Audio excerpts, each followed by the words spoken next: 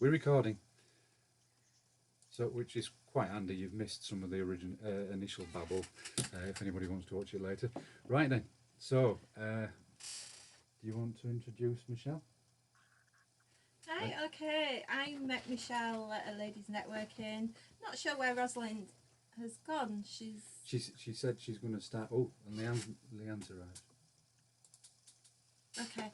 I met Mishelle at a ladies' networking just before lockdown. That stage, I think, when people were like, "Oh, should I go with what's happening?" And anyway, it was a fantastic day, and Mishelle was one of the guest speakers, and she was absolutely awesome. And we kind of formed a friendship on Zoom, not on Zoom, online, and yeah, um, lots of things in common with Rob.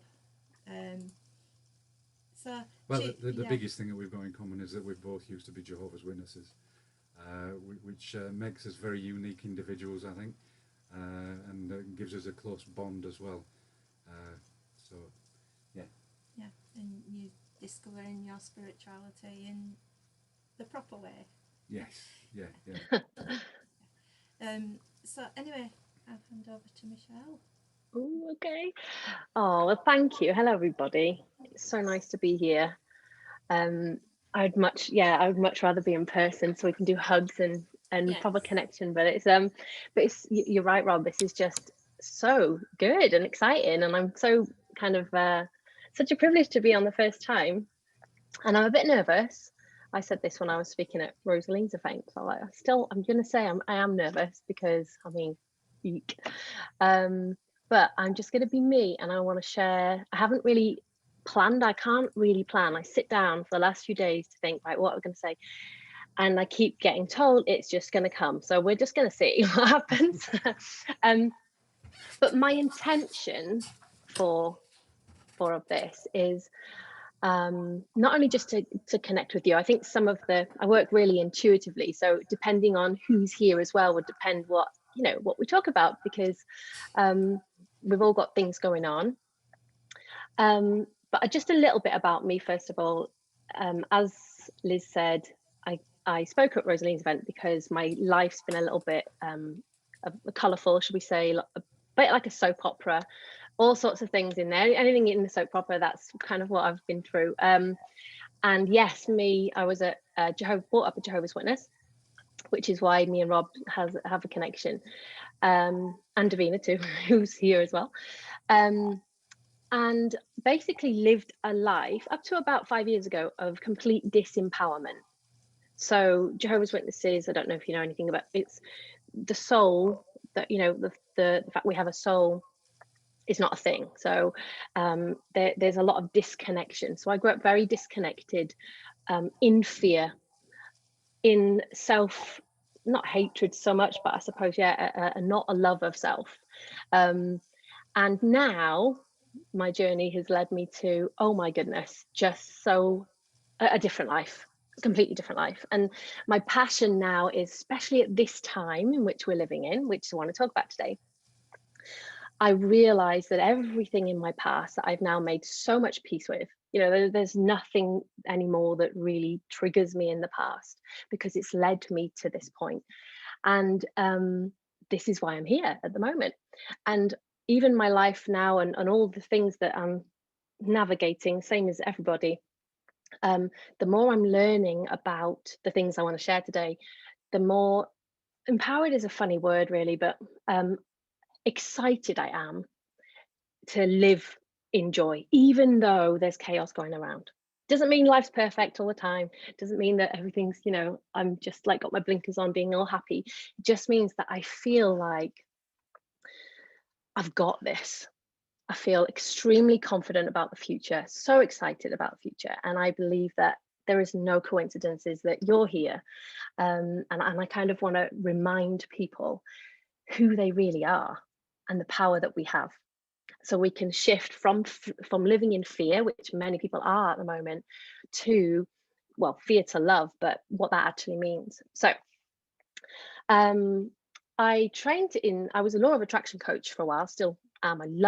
That's how I found kind of spirituality, really, I stumbled upon a popular documentary on Netflix, and that made me think, oh my goodness, I'm not, a victim after all.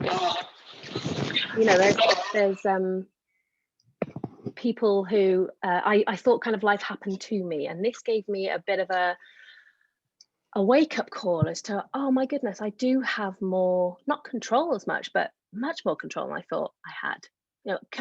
I create my own reality based on my points of view, based on my beliefs. And I started to explore this quite obsessively over the past few years. And it's led me on to learning about consciousness and energy, and about the soul, and about our guides and how supported we are. And I want to say at this point as well, I was talking to Rob, one of my biggest fears, actually, and I think it stems from being a witness, is getting it wrong. So what if I share something and I'm wrong? And Rob reminded me, thankfully, reminded me that, all of this is just perception. We're all nearly 8 billion of us having this reality based on what we perceive, based on our own experience. So please don't take what I say as gospel. I'm not here to kind of teach or preach. I'm here to share my perspective on things and what's helped me. And in order for us to become sovereign beings, which we are, we need to have that discernment and take only what resonates. And that goes for any teacher, any books, any spiritual teachings, anything we find. We need to take what resonates. So don't just sort of, take for what I say, take what resonates, because there might be some things that you think, I'm not sure about that, and that's fine.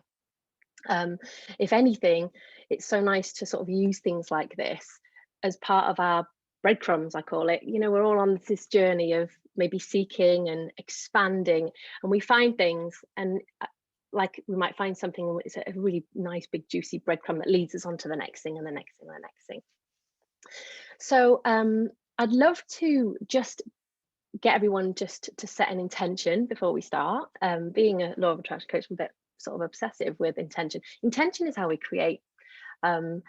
Intention is, what is it we want? So you might want to share in the chat, by the way. I'm happy to, any comments, questions, anything, just type in the chat. I'll try not to get distracted. But I'd love to hear what is it that drew you here? What is your intention for this particular call? And I'll tell you why it's important, because this is how we can pave our energy. We send our energy ahead of us. We can pave the way. So what I tend to do is, how do I want to feel by the end of this? Even if it's simple words like, I don't know, I don't want to put words in your mouth, but how do you want to kind of leave this space? And this is I kind of live like this. This is how I do something called segment intending, where it's almost just deciding how things will be for me. And it doesn't always play out like that. It's not holding attachment to this is how it has to be, but it's just that, like I've said, we're directing our energy. And I don't know if you've ever been on a course, or you've been on a workshop, or you're watching somebody, and you've probably had that kind of eye roll, and you're thinking, oh, you've already decided that you're not going to learn anything. You know it all already, and it's sort of like you shut down your energy. So being open means that you will manifest, or you will get exactly what you need. Lovely. Thanks, Beth. Feel inspired and connected. Yes, that's lovely. Uplifted and inspired, enlightened and inspired, motivated. Lovely. Well, it's my intention to, excitement is I would like to get you really excited about the time that we're living in. And that might sound really weird when we look out there and we're like, it is absolutely chaotic, and people are struggling, and people are in fear, and we might be thinking, well, what is there to get excited about? But that's my intention, just to help expand our consciousness right now, and expand our perspective, so that you can take this as a big breadcrumb and go on your journey, feeling more empowered and knowing how powerful you are, which is a special thing. So Ascension is something that I think Liz mentioned it in the paragraph when she asked, what am I going to be talking about? I would love to know as well about whether you've heard about this word ascension, what it means to you. What do you think it means relating to? I know some people might have heard of Jesus' ascension. We can relate it to that. You don't have to respond, but I'd love to know kind of what that brings up for you, the word ascension. I know that people in the past that I've spoken to who they realize they're light workers and that they're here for this time. They used to think years ago, back in the 50s and 60s, that ascension would be literally we leave our bodies or we leave this planet. Higher vibration, yeah. We chatted about this, and I think rather than me trying to, I mean, that sums it up nicely. Higher vibration, it's an increase in the bandwidth of energy that we can carry as individuals. And as we were chatting about this, and it was a really good point that you made, it's bringing ourselves closer to our higher selves, where we've got a whole repository of wisdom, and then the closer to that we get, then it helps to empower us as individuals. Yes, lovely sum up. Yeah, and this is actually it. This is it. We are bringing heaven to earth, like in the Lord's Prayer. And people say, "Thy will be done on earth as it is in heaven." We're not leaving our bodies. We are almost becoming our higher selves. We're going to embody our soul as time moves on. Obviously, time is just in this reality at the moment. As time moves on, we are calling our souls into our body. So of course, when we live from this heart space, because our heart is the portal to our soul, which I'm going to talk about in a bit. So how this is, I mean, this has been going on for a while, but what's happening is a huge shift in consciousness. So we're all consciousness experiencing this human experience, and we're up leveling. It's almost like it's a quantum leap in evolution. And the reason why it's quantum, even rather than gradual, is it's happening extremely quickly. And for those that kind of love to talk about manifestation, like me, like your law of attraction, how do we manifest things? How do we consciously create things in our life? Manifestation, or the buffer of time that we have between the way we create, where we put our energy, is speeding up. Manifestations are becoming quicker. And one of my mentors, his name's Jim Self. He's founder of Mastering Alchemy, and he's actually been with someone who manifested an apple in his hand instantly. And if you've read books like what's the one about yogi that Steve Jobs had? I can't remember, but there are people on the planet that can do incredible things, magical things, and so it's almost like this is kind of normal in my world, but this is where we're heading. We're heading to a time where we are all learning to be able to direct our energy in a way that we can create what we want to create. Yogananda, yeah. And what was that? The book, something like The Way of the Yogi. I'm sure it'll come to us. That comes to somebody. Do you want to type it in? But it's fabulous, that, because some of the things in there is incredible. And I think for me personally, because I've seen the shift in myself. So people say to me, "Oh, how do you know this? How do you know all this?" Well, I know it because I know it. I can't explain. I know this is why I'm here, and I have to trust that. But also, if someone wanting proof, my proof is in my own reality. And I just invite you to think about your life and maybe where you were 2 years ago, 5 years ago, 10 years ago, and the difference in you as a person now. Just that increase in self-awareness, that more self-aware is the words for me. That autobiography of a yogi. Thanks, Rob. But this increase in self-awareness, which means we're all paying much more attention to who we are being, those of us especially on a spiritual journey or spiritual path.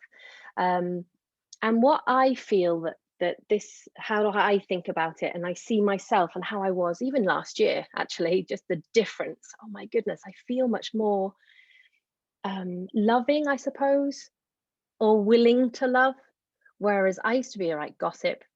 I used to drink all the time. I would live in, and I'm not making that wrong either, because that was me and I loved me back then, and I've done all sorts of things. But I think of the difference now, but in my levels of joy and in my levels of self-love and in my levels of empowerment, thinking no matter what happens, even when chaos happens, I'm more in control of how I respond to that, how I choose to respond to it. And I've learned, so even a husband who cheated, shall we say, 3 years ago, and I reacted in a way that most people would, and all this kind of thing. But now getting to a place where I can now co-parent with such respect, and I know he's annoyingly part of my soul trial. Like, annoyingly, we've had, like, I've done a QHHT session, and he's popped up, and I've been in lives with him before, and it's so annoying because he triggers me. But of course, I believe that we agreed this, and so even these beliefs, they're serving me because they make me live from a space of love. I still does my head in, but it's so much better than a few years ago where I was evil. Like, I was feeling, well, I was living in the movie rather than watching the movie, if that makes sense. And I kind of want to talk about that a little bit more as well. So by ascension, actually, even though it's descension, it's actually expansion in my view. We're expanding. And I like to think of it as if we're kind of raising up and looking down. We've got more of a bird's eye view on things. We can become the watcher of things more than being in this limited experience. So for instance, in an argument, or I'm just thinking of a conflict, often when we're in what I'd kind of term, it's only a label, but like third dimensional reality, we can be in this argument, and we see it through this person has done this, I don't agree, and we've got this limited point of view, which is fine. But when you raise up, what happens is you can see all sorts of points of view. I think of it like you can start to see, I see where they're coming from. It doesn't have to be your truth, but you start to see that person's point of view. You have like a 360-degree vision, which is expansive. Because if you think about that, how we react then, rather than being in there with that limited vision, we've just got so much more awareness of everything. And you can apply that to all these different circumstances. But our awareness of everything is expanding very, very quickly. And of course, this planet has been shifting her vibration. Mother Earth's been shifting her vibration for decades now. And there's more photonic light on the planet than ever before. Because I used to actually eye roll at people that used to say love and light. 3 years ago, I'd be like, see people go, love and light, just kidding. I don't know why it's like, but I realize now, after the work that I've done in the last 2 years, light is a thing. Like, light is a tool. We are light, we have a light body, but we are light. And now I use light all of the time. And this photonic light, which is on and around the planet, is shifting us, and we're holding, our physical bodies are changing, and we're holding more light than ever before and raising frequency. The tricky thing is, those of us that are kind of conscious of this, it's still a bumpy road. But for those that aren't, it's almost like chaotic, because we live in a universe that is governed by vibration. Everything's vibration. And kind of this is what the law of attraction is based on, really. Everything holds a frequency, and it's governed by the universal manager of the law of attraction. Is just a phrase. There's all sorts of different words for it. But as we rise up, what is happening is everything that's not in alignment with that, it repels. It's falling away. And so as humanity shifts, we can't take our baggage with us. This is what Jim says all the time. We can't take our baggage with us. And it's not, it's good news. It's great news. And often the more light we're holding, it can be so much easier for it to fall away. The tricky thing is, are we allowing it to fall away? So what happens is because it's all of us, I say the universe sometimes, but it sort of implies sometimes it is an external thing, and it's not us creating it all, but we might notice, especially now, patterns that keep repeating with people usually. So this is regarding like emotional triggers.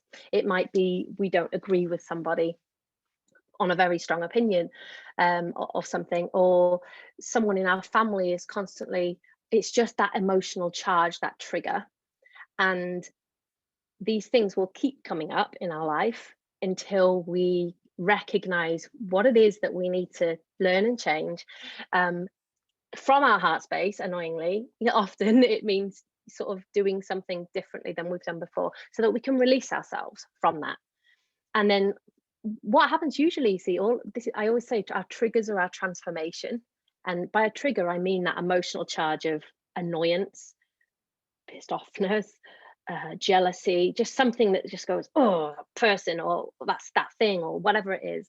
These are actually gifts, because they're showing us where we're clinging on to, what we're making it mean about ourselves. Anything.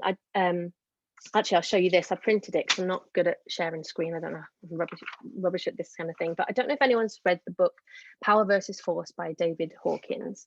I know a lot of you probably know this already, but it's a scale of consciousness in it.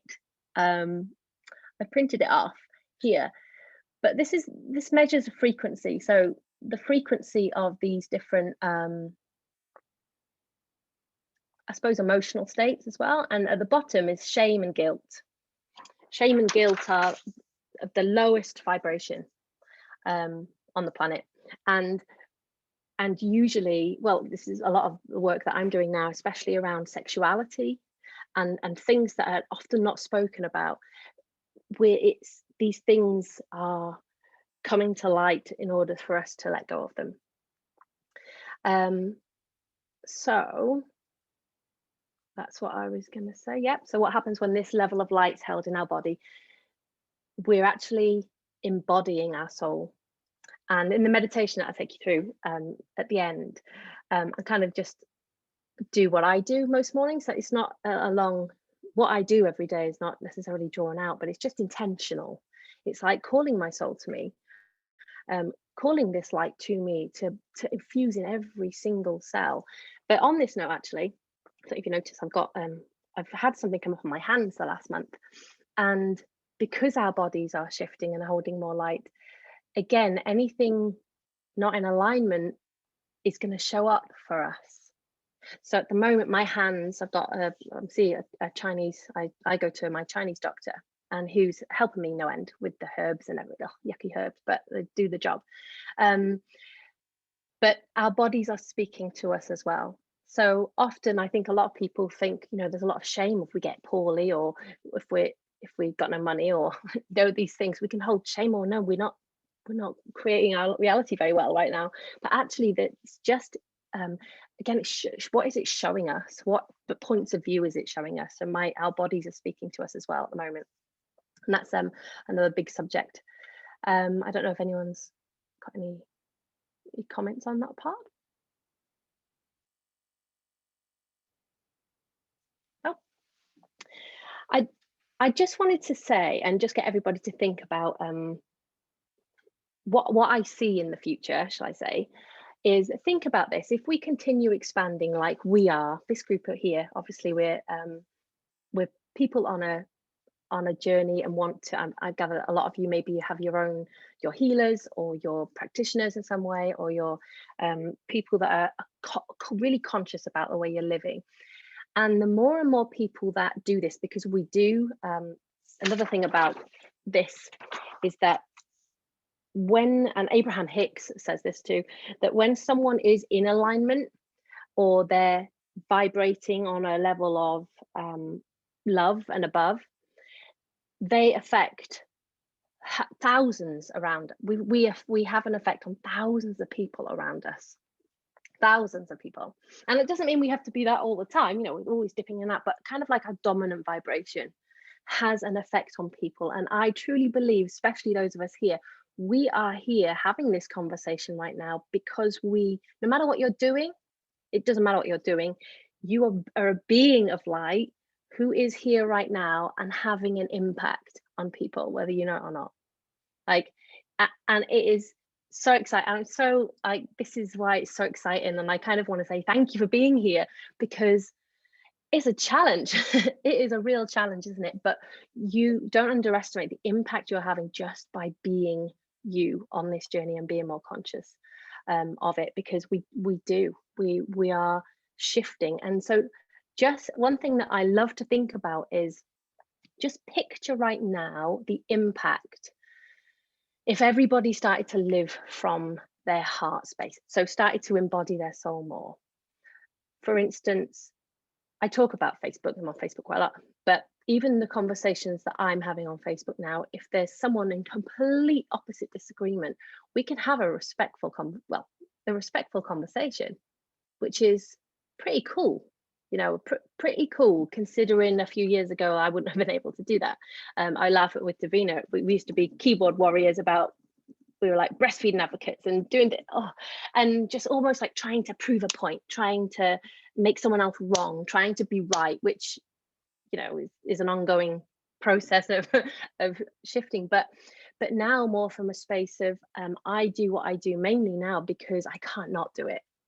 It excites me so much. I'm not here to preach or teach, but if it resonates, then great. But think about if more people led with love, if more people were like that, and the impact. And also what gets me really excited as well is about there being no lack. Like we've been born into a society where we believe there's not enough of anything, of money, of love. We're not enough.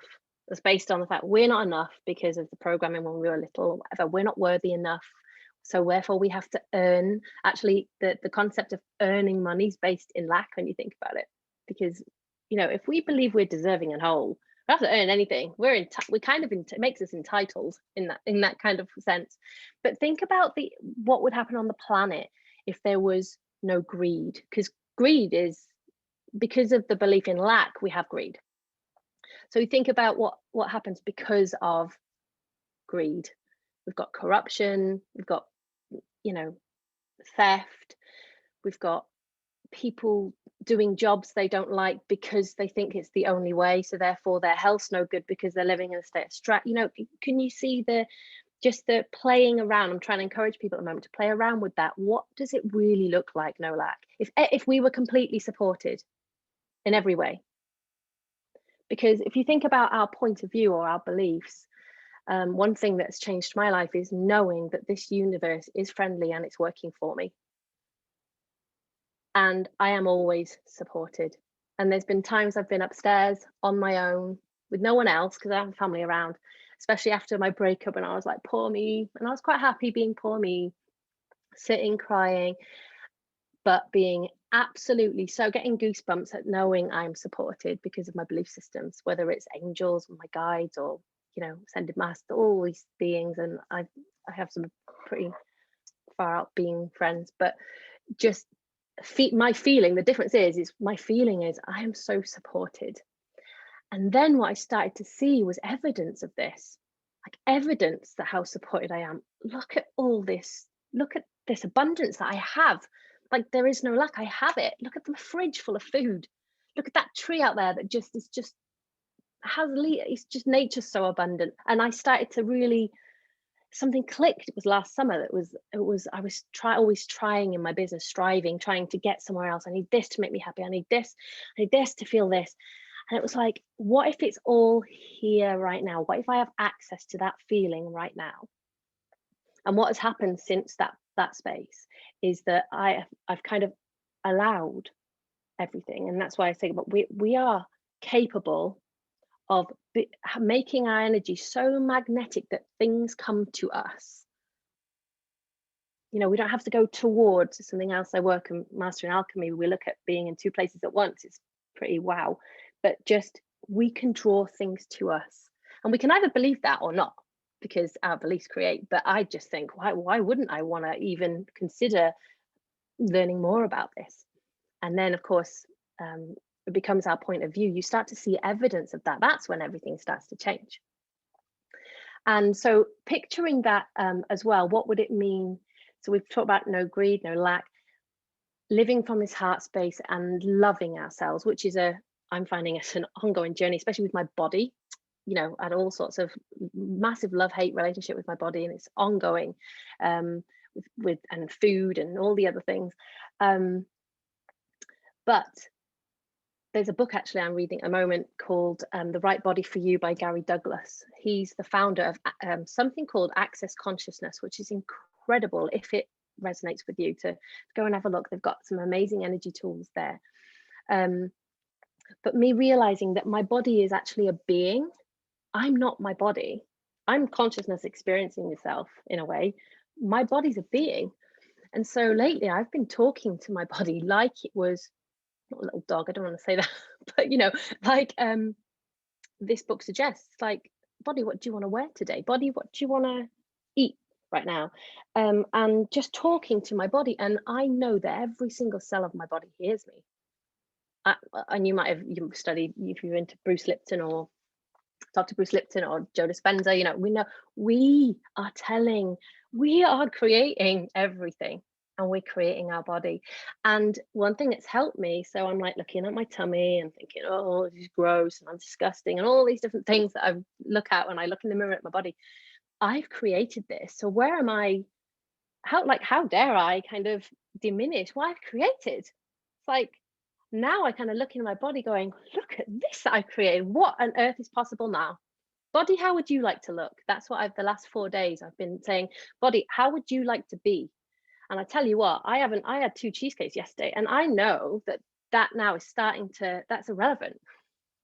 That is absolutely irrelevant. I was brought up steeped in diet culture, but my body is its own being. And so I do recommend that book. I didn't mean to talk about that, but it's really exciting to me to think, wow, I can talk to my body and it will respond, and it can look however we can work together with all of this. So about navigating with more joy. Again, take what resonates. Just being reminded, or being around people that remind me that I'm being of light, having a human experience, and you are big, you are not small. And this is another thing that Jim says. I pinch all of his sayings, because when he says it, it's almost like, I remember again, and then I forget 5 minutes later. I'm back in my little world, and then I remember again. And that's what's happening. We are starting to remember more and more. We're becoming conscious more and more, until we wake up in the morning and remember exactly who we are. And as we continue to up level, like I've said, our baggage is not coming with us.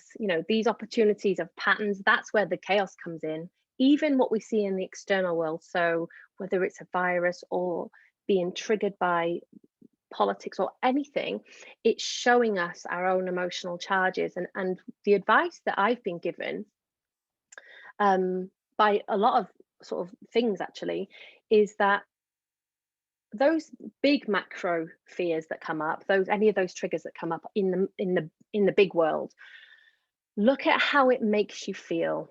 Like, so fear is usually the one, but fear can be so many things. How does it make me feel? And where am I experiencing that in my little life, in my kind of everyday life? Because we're creating this from the inside out, and we forget, don't we, sometimes? We forget that and this is another thing that probably when we know about energy, we have our energy field. Anything outside of that is Shakespeare's stage. It's a movie that we're watching, and there's a powerful tool I'd love to share with you, and it's probably the only well, there's loads of tools in all the things I've discussed, even access consciousness, but this one has been the easiest one. It's not rocket science. In fact, sometimes I think us humans like to do more because we think that that's the thing. We're like I've had shamanic ceremonies to clear things, and it's been like jingle bells and singing and like shaking and cutting things with, and it's like great because that ritual and that belief makes me think, right, it's gone, that was cleared. But we can actually clear things with our intention. We can actually shift things just by going, please shift. Like, that's how powerful we are. So this is a kind of I say process. That even sounds like it's so much doing, but this is it, and it can be done in seconds in your mind.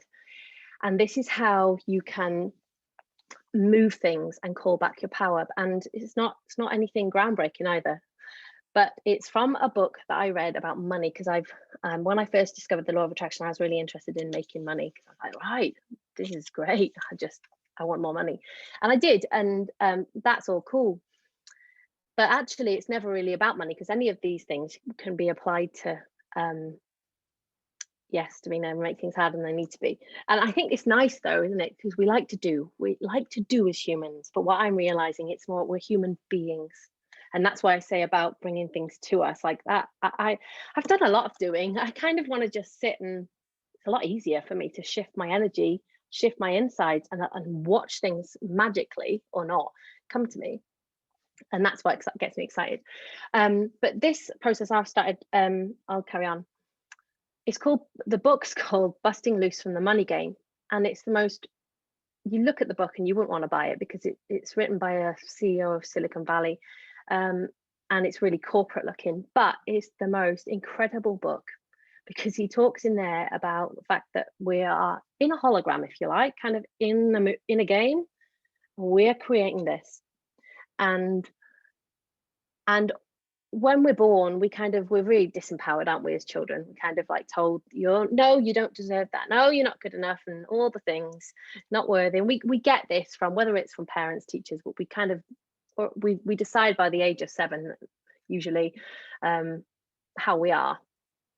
And but how to call that power back, how to literally undo that very quickly, is to, every time we do get, so in this book it says, like, maybe we look in the bank and there's like £2 in there, and we're just like, oh, and then there's not enough. We thought we were in the movie, then we're not watching, we're in the movie, we're literally worried about how are we going to pay our rent, how am I going to buy food.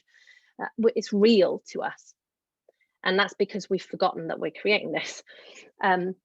So it says in there, just summarizing, it's kind of he's put it really simply into steps, but it's basically going, oh my goodness, when I've been upstairs on my bed crying, I kind of only really cry on my bed, but crying on my bed or feeling whatever I'm feeling, doing it in those moments is super powerful. And I've been there before, bawling my eyes out, then suddenly remembering, oh, I have a tool now, I can remember who I am, or do I want to choose to carry on?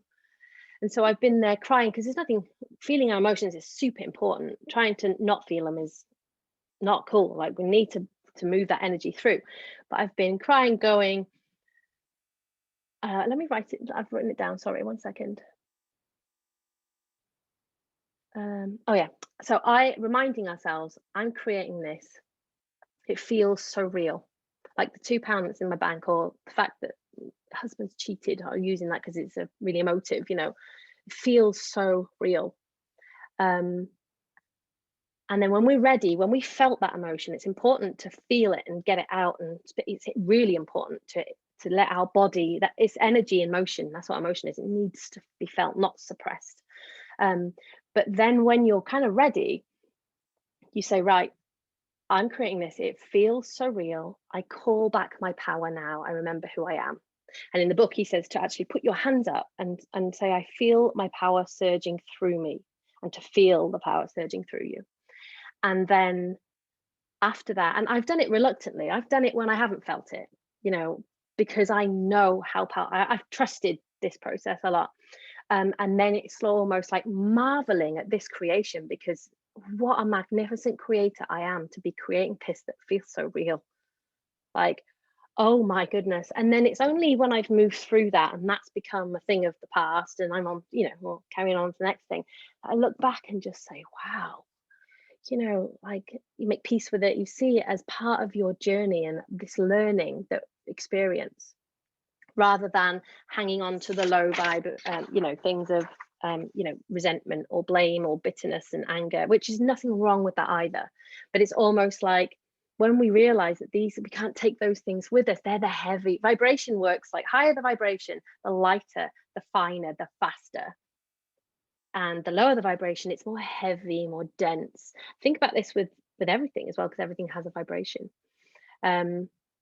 So I know it sounds really simple, and it's almost like, oh, I do like to tap with that sometimes. I'm doing tapping. So I'm like, even though I'm feeling this, everyone's done EFT before, even though I'm having this experience, even though I hate that person or whatever, loving ourselves anyway, even though we have these feelings, is crucial. Because as soon as we love the way we are being, then we've dissolved it. We've slipped back into our heart space. Even if we love the fact that I want to go and, think of the thing that we judge as bad and wrong.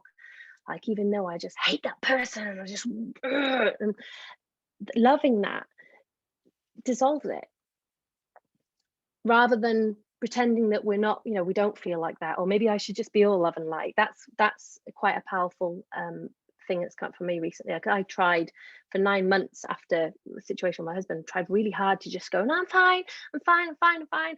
Until at 9 months, I realized I hadn't dealt with the grief of a 12-year relationship. I haven't felt that. I'm sad. I'm actually sad. And it's okay to be sad. And I got sad for a bit, not long. And then it moved through, and I'd felt that, and it's not in my body anymore. It was able to be released and loved. And so that whole experience is now loved, and it changes it. Our view of the past changes the past. So that's been incredibly helpful. So yes, to acknowledge it. Davina, I'm just reading some comments now. Davina said it's an epic book. Yes, that Busting Loose the Money Game is really good. Really good. China in Your Hand. Oh, I've got to listen to that later. Yeah, oh, it's going to be so nice to chat to everybody here. It resonates so much. Right, well, I'm nearly, oh dear. Okay, am I right to do a meditation in a minute? Yeah. The last thing I just wanted to mention first, I mentioned about being in our body. That was like the other point, about navigating this time in the mornings, or when we wake up and we set our intentions for the day. Literally grounding has never been more important, because I think a lot of people think that this ascension and enlightenment is actually leaving our bodies, whereas this has changed everything for me. This knowledge that we're actually expanding in our bodies, but to do that, we need to be grounded to the earth. And I'll show you a little thing with the grounding cord. You probably, what you do for you, but yeah, I'm sure that's all right, Beth. So being in our body, moving our body, something that I've been doing. I have a sex coach at the moment, and that's to undo a lot of stuff and shame that I've experienced. And I share that because, first of all, it's really funny because a lot of people message me because it's not something I spoke about. So when I start talking about things, I did a live not so long on Instagram, and I can't believe I actually spoke about these things in public, because again, the embarrassment is shame about this. And so this is a journey that I'm on, and I find it really funny now because I'm starting to speak about things a lot more. But I work with my coach, and my mind's being blown all the time, but it's more important for us to be in our body. So whether it's dancing or being out in nature, whatever it is, being in our bodies. But the last little thing I wanted to mention is about so I got a podcast which I haven't done for a while, but it's called The Beautiful Life. And another thing that can help us distract from the chaos a little bit, because like we said, it's really bumpy at the moment. Distracted from that chaos, bringing our energy and attention to our life, and taking advantage of this. Hold on a minute, we're manifesting a lot quicker now. Time is almost seemingly collapsing, but we're manifesting quicker. What do I want my life to be like? Like, how do I want to live? And I use feelings usually. So it's not necessarily anything material, although that's great. But the material stuff will come when you align yourself to the vibration of the feeling that you actually want it for. The only reason we want anything is for a feeling. And we've always got that feeling. So embody the feeling, and these things come, and they'll be better than you've even imagined. That's how we can just let go of trying to control everything. And I know this because I've done that. I had a vision board, and I needed to be a Hay House author, and I wanted this many followers, and this was 3 or 4 years ago. And every time I looked at that vision board, it took me out of a lot. It made me feel not good enough because I wasn't there yet. And now I realized that a lot of the reason I wanted those things was not from my heart. It was because I wanted to be a Hay House author and to be somebody, because then, or to prove myself, or to, and that's really, I thought that it would make me be something when I had these things. No, I'm something now. I'm enough now. I'm worthy now. I'm good enough now without all of those things. And that has me just feeling that's been a recent revelation last summer, but has opened the doors to just, I don't need all these things. It's just surrendering. I'll just become that already. How about that? Yay to the chills. It's that's cool. So yes, looking at our life, a bit of a decluttering, this letting go of baggage, decluttering what's not serving. There's loads. I know I've mentioned a lot of books. I'm sorry. It's kind of like, but this one is a definite. This Living with Joy, Sanaya Roman's changed my life. They've only got 5 books, and Sanaya has, yeah, Beth, you've seen it. Sanaya was one of the first channelers back in the 60s. So this book's 30 years old. I looked yesterday, I was like, oh, and it's channeled with a being called Orin, and you will feel the love from the pages of this. It's incredible. One of the meditations that I'm going to be doing is through Orin. So it's just, it reminds us, like, living from our personality or living from our soul, but also where we're spending our time. And I know a lot of us have been taught to put other people first, haven't we? We've been taught to do what's right and what's good. And often we're living life out of obligation. You know, we feel obliged to do this. We feel obliged to do that. We think that we need to go to this job or pick up this person, or to give, rather than actually decide quite selfishly and rightly how we want to live and fill our own cup first. So anyway, I think I'll leave that there. I think Bess asked for a wee break. Is that all right? Yeah, go for it. So those 4 things that I've got, well, I've waffled all over the place, but I've said 4 things. Embodying our soul, getting into our heart center is the first one. Emotional triggers and taking responsibility for how we feel and respond, you know, to the movie is the second one. And these are big subjects in themselves. The third one is that creating a beautiful life. Like, come on, let's stop being all like me. Let's stop getting involved in all that out there. Let's focus on what I want to create in this life now. And number 4, being in our body, that whole loving our beautiful bodies that we probably have dragged around like a piece of meat and abused. That's me. Go on, Rob. No, I was just going to say, if people wanted to mute themselves for a moment or two before the meditation, if they had any questions they wanted to ask or anything they wanted to share, for me, that's been absolutely brilliant this time, Mishelle. Thank you very much. Thank you. I'm excited. Thank you. Oh, the book. Joy. I'm just going to look at these. Oh, I haven't got a cup of tea. Yeah, no, Living with Joy is the first one in this, and also there's meditations that I've spent a lot of money on them, but it's because I spent a whole year immersed in Sanaya's stuff. It's incredibly pertinent to this time, and of course you can use it as well if you've got your own. If you do kind of similar to what we do, it's so useful for helping other people. There's play sheets in there which are like journaling prompts. It's a whole course in itself, and so relevant considering it was written 30 years ago. I just love it. Oh, thank you, Suzanne. It's a bit waffly, but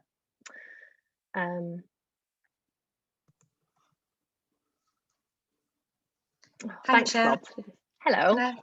Hi. Yeah, I totally resonated with you as well. I feel like you're my like twin flame or something, because I love the law of attraction. That's where my journey started as well. So I totally get everything that you're saying. I love Abraham Hicks. I follow Abraham Hicks. That's great.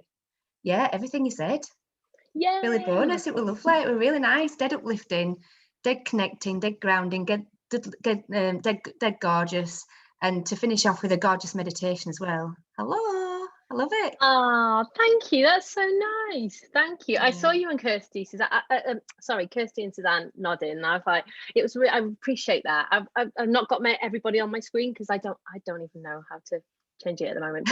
But I do appreciate that, because I was like, oh, phew. It's always handy to think the nods. Yeah, it resonates. It resonates. I'm just not just waffling on about everything.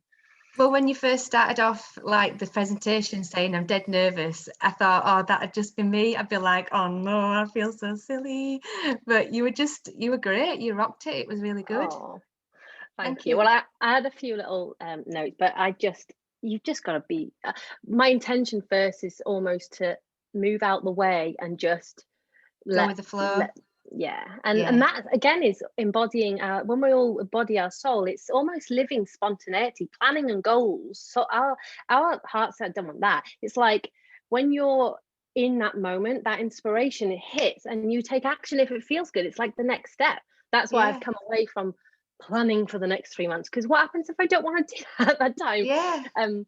And so okay, thanks, Rosalie. Yes, okay, right then. I just so wanted to mention, sorry, Mishelle, before you disappear into the next section, it was that you mentioned recently, I think in one of your posts, and you've said it again today, about basically the emotions that come up, and sometimes when they're negative emotions, we try to push them away. That's our stance into it, but instead it's a case of surrendering to them and allowing them to pass through. So that's a good learning point for me. Yeah, well, as children, it's like wrong to get angry, isn't it? It's wrong to get angry, wrong to be jealous, wrong to have all these things. I know as a mum now, it's like it's a challenge to allow my kids to literally feel how they're feeling, because it's very noisy sometimes. But yeah, that's it, because you can see it from a toddler, they bounce back. A toddler 1 minute can be feeling and ranting away, and once that energy's moved through, they're like, and that's actually but you know that you know, don't you, Dr. Bruce Lipton? I know Rob, you've met him, and that Joe Dispenza, all these people I talk about, I absolutely love, been part of my journey, talk about the suppression of emotions being the reason why a lot of us get dis-ease in our bodies. It's dis-ease, it's disease, isn't it? And then of course it manifests in, because we're not listening to our bodies. But that's why now, even me, at first I thought, oh, I've got this eczema on my hands, it's gross and disgusting, and now I'm just like, no, it's right in front of me. I kind of loving my hands. I'm like, what are you telling me? What do you need? And I know it'll go. Like I'm not, I've got Chinese medicine, I'm having acupuncture, but this will go, it's a phase, and who knows whether it relates to past life or integrating or whatever, I don't know. But I just feel so much better, because in the past I would have hated my hands. I would have been like, that resistance would be high, and I want to fight it. We've got to fight this disease. Actually, no, it's telling us something. And yeah, it's fairly new to me. So, right then. So I'd love to do a meditation now. I just want to explain first. Sorry. Oh, sorry, go on. Liz has just mentioned that apparently Annie is jumping on. So she'll be with us in a minute. So okay, that's cool. You can just pause for a minute. Yeah, no, it's fine. I was going to explain anyway. Oh, sorry, I was going to ask another. No. Actually, it's basically, where on earth do you find all the time to go through all this stuff? Liz has just seconded my question. Well, I've stopped. I think last summer was really critical, you know, with lockdown and everything. I didn't do a lot. We were here I home educate my children, and I work on weekends. My weekends is where I see clients and do a lot of my work. But really, it's such a pleasure, because I home ed my children, and it's all based online anyway at the moment. But last summer, when I was out in the garden a lot, I realized that my seeking journey had sort of come to an end. I was desperately seeking, and now I am still seeking, because I don't know it all, and it's just our expansion's like infinite. How mind-blowing is that? But I feel like this year, my word of the year is embodiment. I feel like rather than consuming now, it's time to create, it's time to embody what I know and be it, because that's what embodiment means. It's like to be it. So rather than reading all the things that these wonderful things, just to live it and be the living example of it. And that's a challenge in itself, like, because but I think it's because I've spent the last 3 years and do you know what, most impactful books for me have been Oneness and Sanaya Romans, to be honest, as well as like the Abraham Hicks and stuff. But I don't spend now, I think a lot of it is with Jim. I've been working on my clairvoyance and my receiving, my ability to receive information, which we all have, you know, like this is part of just a bit of waffle about the word sovereign. It's another one of my favorite words.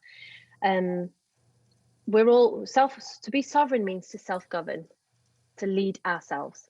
So it's almost like now the time's coming where the gurus and the people that we follow, it's great, but this is what I said at the beginning, you know your truth and you know what's right for you. And for us to all self-lead is where we're heading. And whether it's a channeler or whether people talking to their guides and whatever, we all have access to that. And trusting ourselves and what we receive is actually what I'd encourage everybody to do. And in a minute, when I do this meditation, I'm just going to first show you the grounding cord that I use, and then call in the light and everything like I do, and you can do it in an instant. But what Sanaya and Orin in these books teach you to, Sanaya Roman teach you to do, is use light as well. I know you do Reiki and everything, but like my nan this morning, I was going to ask everybody actually. My mum's texted me this morning to say that my nan's just gone on to morphine, so I think that it literally won't be very long before she passes. You know, in October when she had 2 days to live, she's still alive, but I think it's imminent now. And I was going to say, like, I just want everybody to sort of just send light, you know, to send this high vibrational light, and because it's a sad time, I think, but also there's an element of relief there, I think, coming as well. But light is something that Sanaya actually teaches you, or Orin teaches you.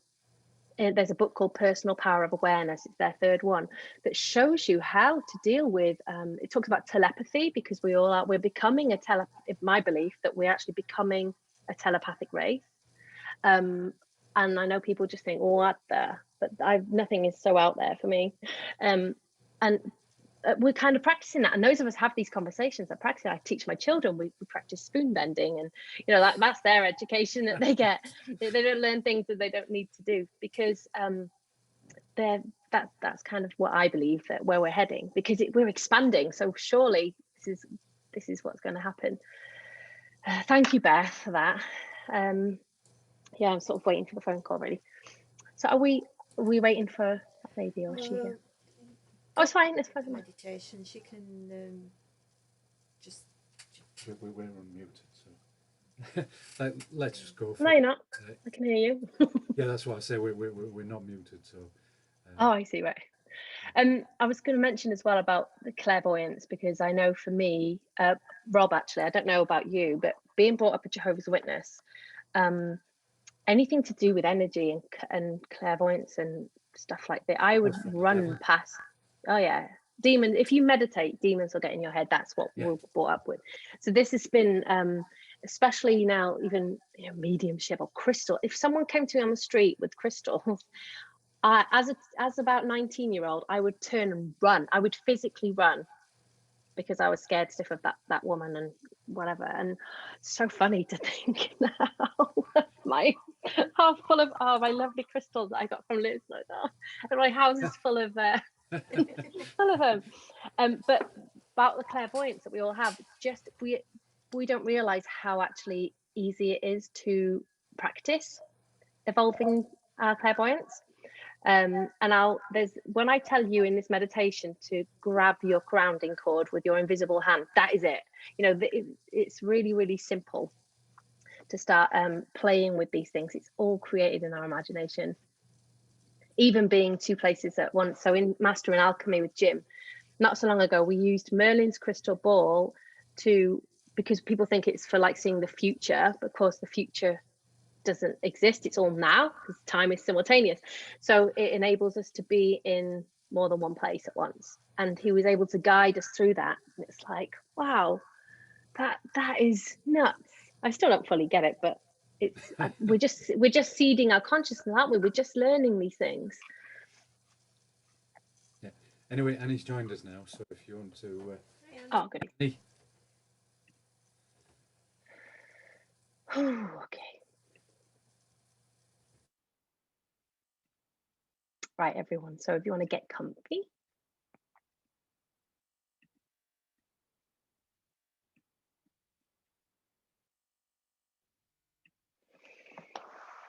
So I haven't got any music to put on, but I'll just do this. Just get yourself nice and comfy. And it won't be that long, about 20 minutes, I think. And just begin to take some deep breaths.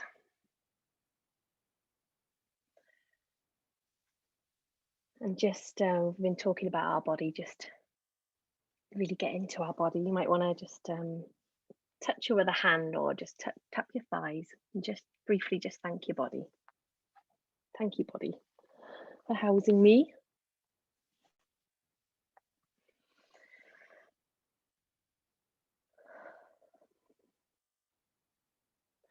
And just try and be aware of the silence.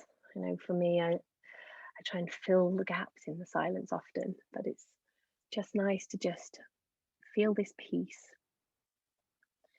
and really recognizing that peace is, or inner peace, is always available to us, always available to us.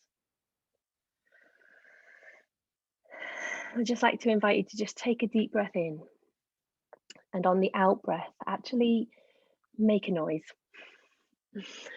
Just make a noise and really sigh it out. I know we're in this country, we're really quite quiet and reserved, but it's really good to make a big noise, activating our senses and our lower chakras when we make those sounds. And I just want you just to imagine that right now on your tailbone, you've got what we'll call a grounding cord. It's just like it's dangling and it's flimsy, and you can just make it as long or as short as you want to. And you can just play with this in your mind, and just want you to imagine sending it down. It's attached to your body, and just send it down into Mother Earth. And wrap it around the core of the earth a few times, just through your imagination. Just play with that. And so that you're really, really fully grounded right now.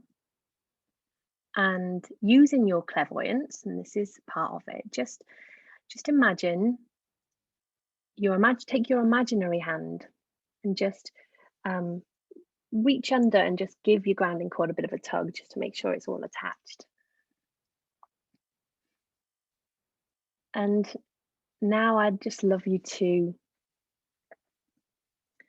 just start to call the light to you. As you continue with your deep breaths, just call the light to you.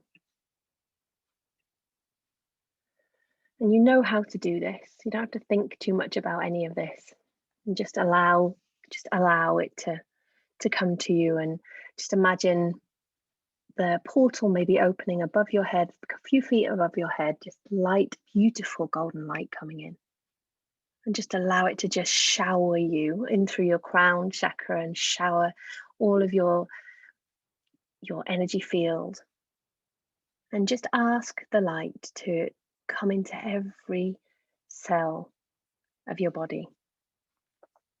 Every cell of your body opening up to receive this light, and the vibration of every single cell in your body is raising.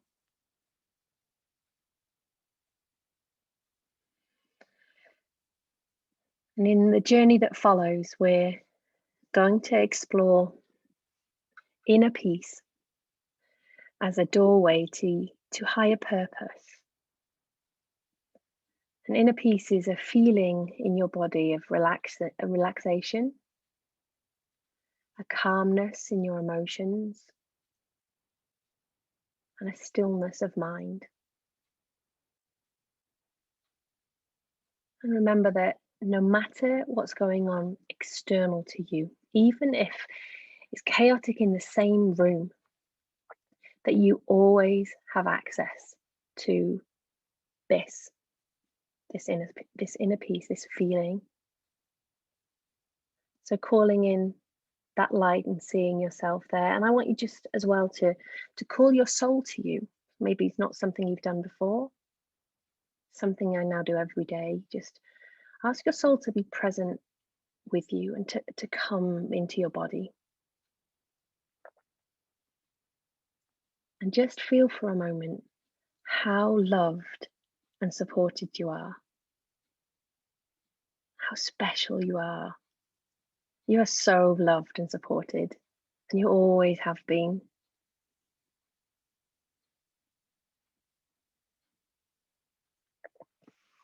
Another thing I wanted to share briefly is about wearing words. Embodying a vibration of a word is a game that I play.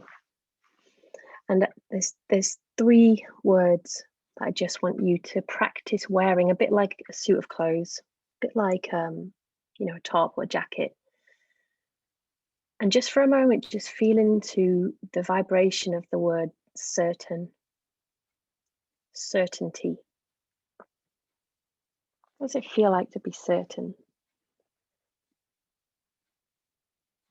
Certain that you're enough, certain that there is enough, certain about the incredible future that we're creating. Certainty, certain.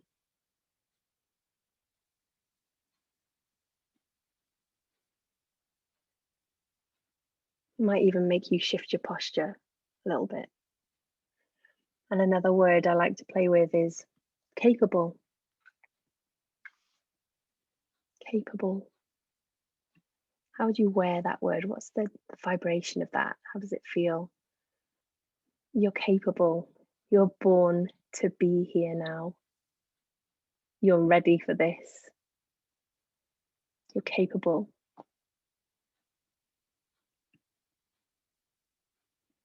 And now I want you to like yourself. Like yourself. I like me. How does that feel to wear that?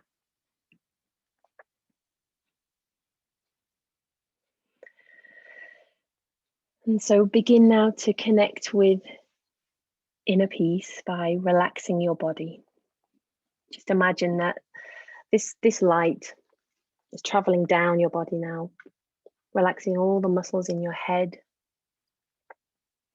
Your jaw is relaxing. Your eyes are relaxing. Just feel your breathing going deeper and deeper. Your chest and shoulders, your neck are relaxing. It's traveling down your arms all the way to your fingers. And feel your breathing opening up, lifting your chest a little bit, moving through the back of your head and neck, so the energy is flowing even more freely through your body.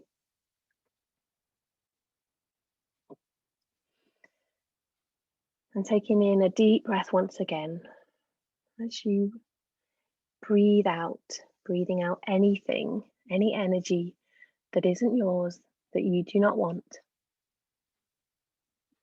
And breathing in new, fine, high, light energy.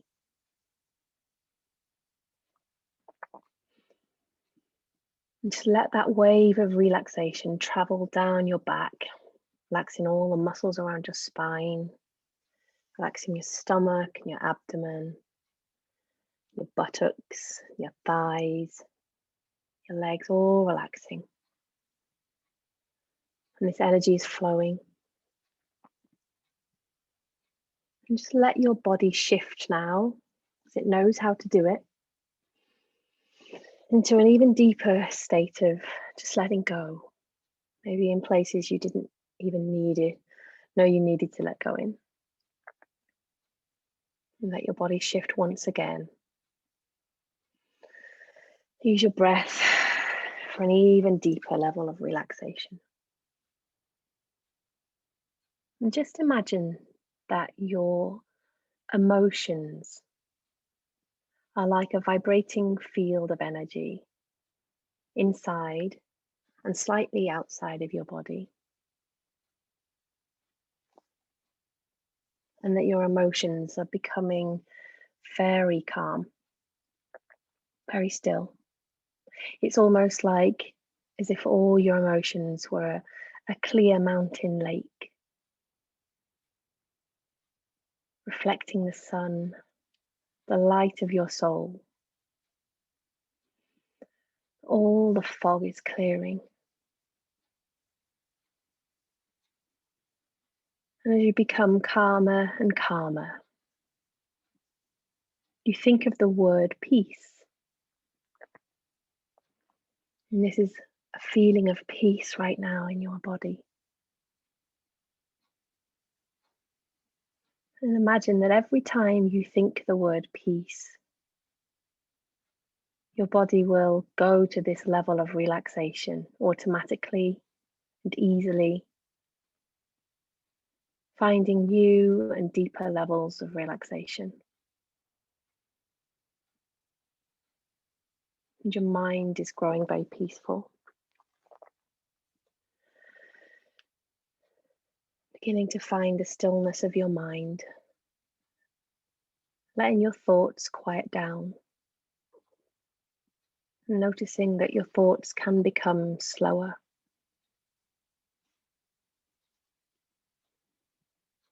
And the good thing to do right now is to call back all of your energy to yourself that you may have left out in the universe. And let go of thoughts of other people, thoughts of situations,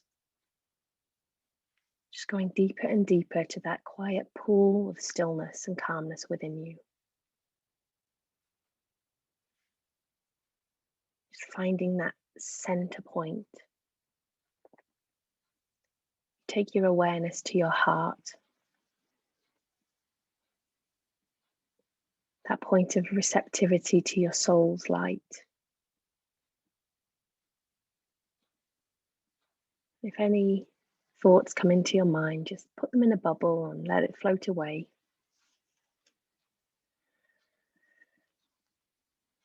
And just as you find this place of inner peace, which is always here, and just imagine how beautiful it is. Perhaps it's a meadow or a temple. What is your place of inner stillness like within you?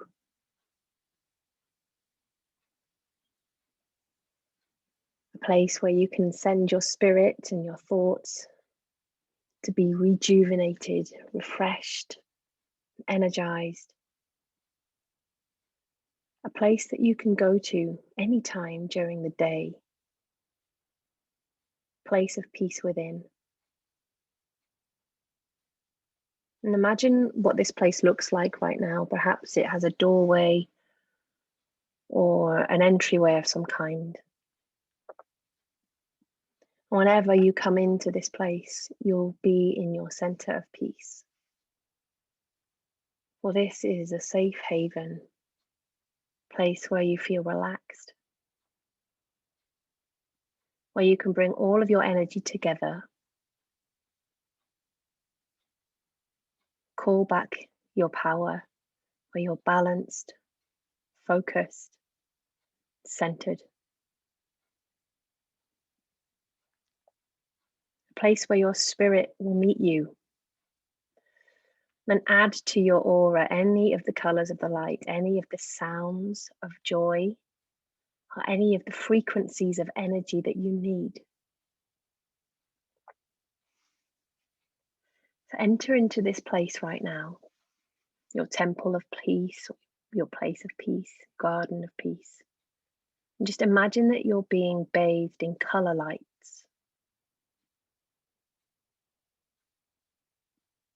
And just trust yourself to know what colors are the most refreshing to you right now.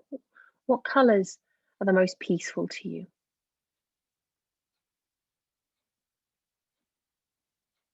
And just imagine that this beautiful music is playing, music to uplift your spirit, to quiet your mind and open your heart.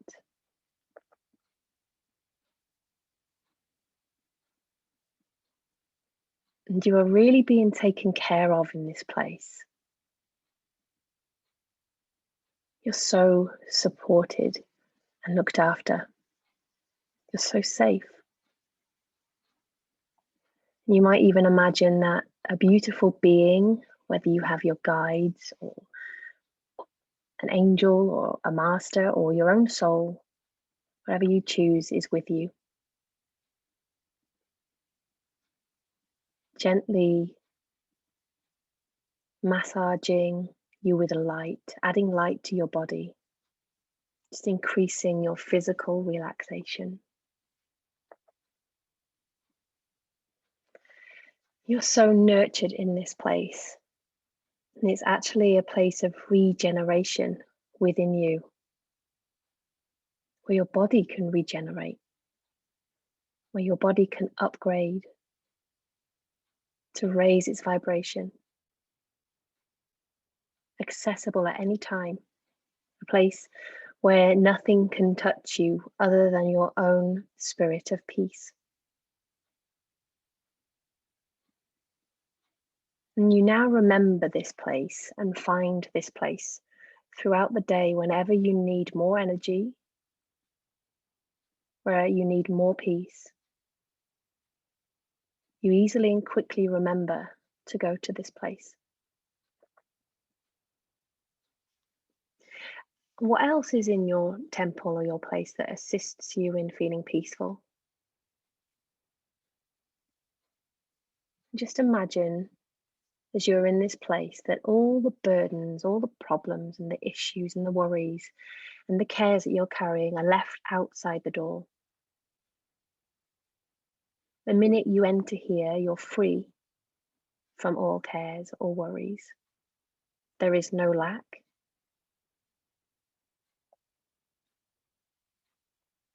And in their place is hope and joy and great, great peace. Serenity of being.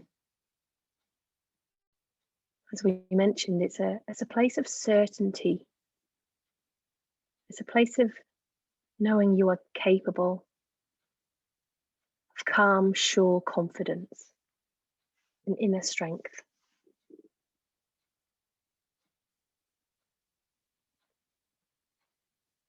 And it's a place where your soul meets you, revitalizes you and gives you whatever you need in that moment to find your inner peace. What else is in this place? Try and make it as real as you can imagine it to be. You're protected and safe. And you can see yourself today or tomorrow and the next day or whenever you need to, going to this place. Just touching upon it for a moment. It can take, with your intention, just seconds. And feeling and knowing that you're revitalized and refreshed and very peaceful, no matter what's going on around you. And now just see yourself in a situation in the next week. Maybe it's a situation that you want to feel more peaceful about.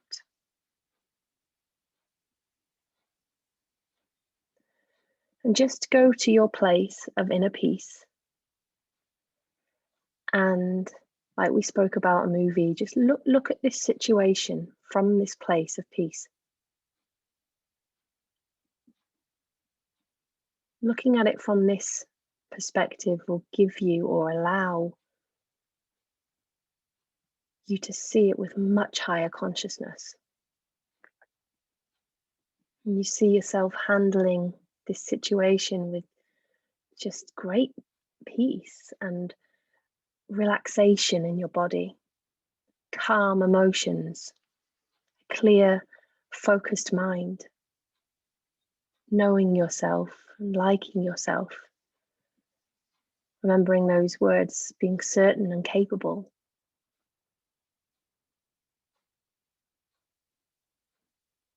And from now, you're able to recognize instantly when you're not feeling peace.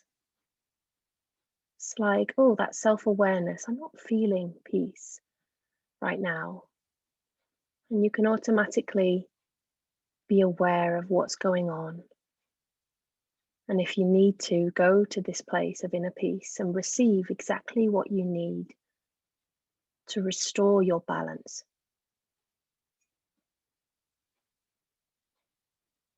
To restore your peace of mind, to remember who you are. This is a very powerful place. And the more you go into it, this becomes a habit. Just like calling back your power, the more powerful it becomes in generating peace and certainty and balance and revitalization in your life. And so see yourself now in this future situation acting from your temple or place of peace, touching upon it. Remembering intention, you might even want to make that intention to be in it before you act in a certain situation, or before you speak, or might be send a text or an email, or confront something that you need to. Knowing that when operating from this level, you can intend the highest possible outcome for all. And so let this place of inner light become even more real. So real that you begin, or it begins to radiate light outwards, radiating peace to everyone around you. You are that powerful. And there's a great light in your temple. And this light, your light, grows stronger every time you find more peace.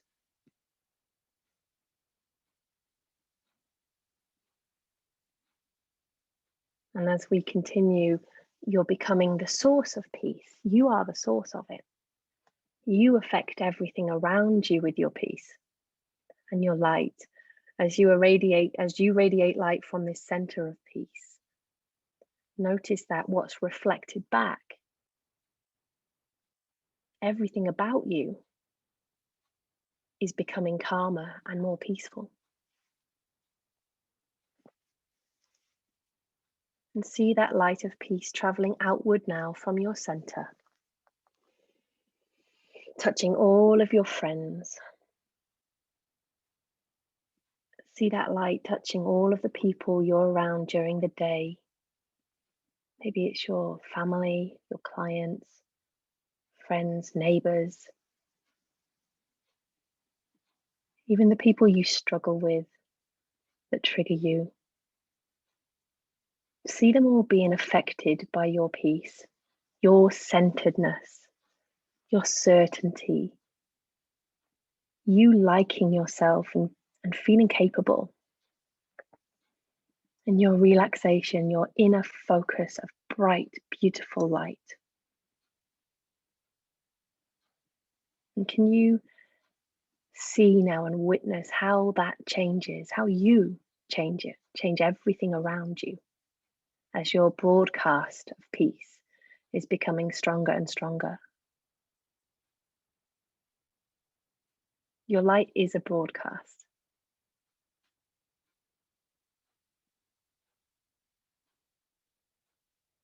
And you are big, you are not small. The amount of light you're holding affects the entire planet. Thank you for that.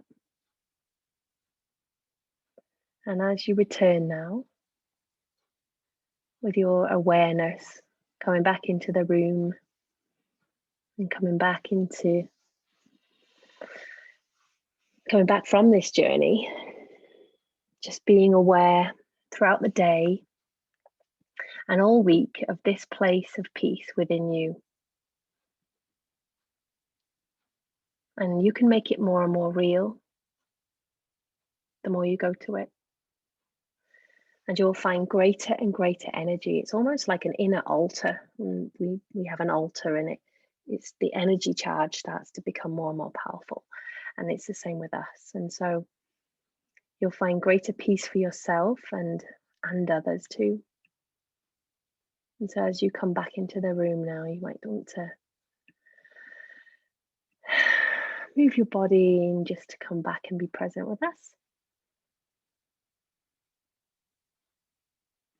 And thank you, everybody, for doing that. That was awesome. Yay. That was really, really good. Thank you, Mishelle. It's a pleasure. Namaste, thank you. Thank you so much.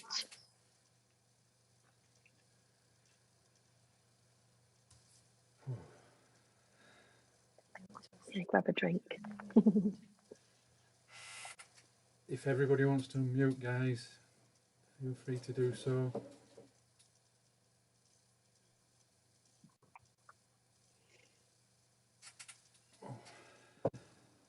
It was quite a simple place to go to. Probably done meditations like that before, but it's what kept coming back, thinking, you know, during this time of chaos, the more we can realize that it's right there in these moments, then it can actually be quite simple. Just remembering. Yeah. Yes, that's the tricky bit. I think we're all. Thank you. That was lovely. Thank you. Thank you. Oh, it's all right. Thanks for being here. Well, I went incredibly deep, and then I ended up in the retreat that we're going to have and got so excited. Wow. Good. Call it in. I was in a field of sunflowers. That was gorgeous. Really nice. I love sunflowers. Me too.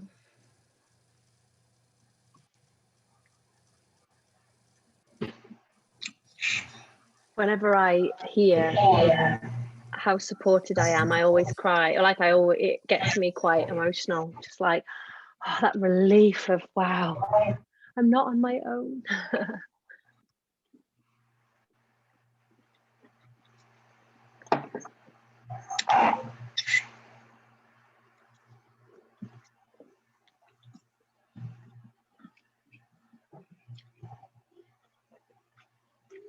Thanks for the comment.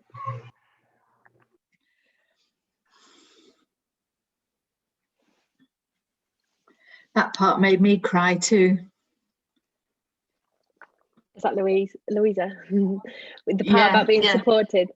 Mm. Mm. Yeah. Yeah. You are. We always have been. And I think it triggers us, doesn't it? Because for me personally, I'm speaking, I suppose, as a child, I didn't feel that. I felt that no one understood me. No, there was no one that I could turn to, which is probably why I had an imaginary dog, apparently. I think that's why I created that little dog, because there was, every time we go back there, it's like, oh, and to think that I didn't even know I was supported, and just to hear it now is so precious, isn't it? So precious. Yeah, it is. And it's beautiful. I like the phrase, you know, what you want, the universe wants for you as well. No, I've got that wrong. What you want wants you. And I think that really feels you just feel blessed to be here and lovely and loved by everybody and everything and the universe and the moon, the stars, the sun, nature. You talked about last year having a bit of an enlightenment about life, and I think that's the world that we're in now, isn't it? That's what the Ascension meant for me. The moving into something more beautiful than we already knew and read about and listened to, and it was definitely moved us all onto a different level. And knowing that it's here now. Exciting. Knowing that it's here. I say about the future, but it is here now. And the more we notice how it's here now, the more we see, like, it's like, oh my goodness, this is incredible. But collectively, even having this conversation and being together, what was it? I think Jesus said, Rob, you might know this, you know, like two or more gathered in a room. It's a powerful thing. We're all holding this vision, especially when we tap into that no lack. You can make such big changes in your own life, where you start to just look for evidence that there's no lack. Because once you start seeing evidence, your belief system it's like, oh my goodness, I am so supported. It's like there's nothing lacking. This is the energy you're going to move into. Imagine when we have a house and we have food, that's a given. Imagine that it was a given that everybody had a place to live that was warm, their basic needs are taken care of. Everybody, every child, every human. What then? We play. We play. We do what we want to do. Yeah. And that means that we don't have to do anything. But we can learn the guitar. We can. It's almost, and I laugh when Davina and Rob will relate to this. But as a Jehovah's Witness, the one thing they did believe was paradise on earth. and it's a bit bonkers, the belief system, to me, not to them. It's a bit, to me, it's a bit funny, but there's a lot in there now that really resonates. That actually what would happen when everybody starts to live with joy, so that everybody's even, and I've thought about this before, when everyone's just making their, if money's still around, which it will be for the next near future, but everyone's got their thing. Like, some people love cutting hair. I can't think of anything worse, but some people love to cut hair, or drive a lorry, or to paint, or to do something. Some people love working with children or animals or plants. We all have our gifts, and we're not here to struggle. We're here to live in joy. And I think individually, if we're all starting to, and a lot of people, I do want to say, a lot of people say to me, oh, I couldn't home educate because of XYZ. I wouldn't want to because of XYZ, whatever that is. Knowing that actually, if we want that, it is possible for us. And asking certain questions to the universe, like, show me my next step, show me, to my higher self guides, whatever you want to use, but you can know your next step intuitively, and rather than thinking so far ahead. And eventually we get there anyway. So I could carry on talking. I'm gonna stop now, Rob.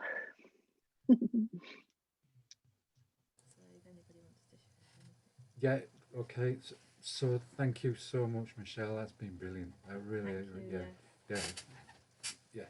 I don't know why to say it. Words don't really convey, do they? But thank you so much. No, it's a pleasure. And the meditation. I'll have a chat with you offline, but I would like to be able to share the meditation. If I can clip that out of the overall thing and put that onto YouTube, if you would allow me to do that. But we can chat about it. Yes, fine. Yeah. So, yeah. Brilliant. Well, this is everybody else's time to share their passion or any news that they want to share. What I will say for us as Kickstart Wellness Hub is, if you know of anybody out there who's looking for a space to work, once we are allowed to go back to work and do hands-on treatments, therapies, group sessions, please do share with us. We've got beautiful space that is just waiting to be us. Yeah. And whilst we're talking about the space that we've got for use, is Leanne still there? I think she's gone actually.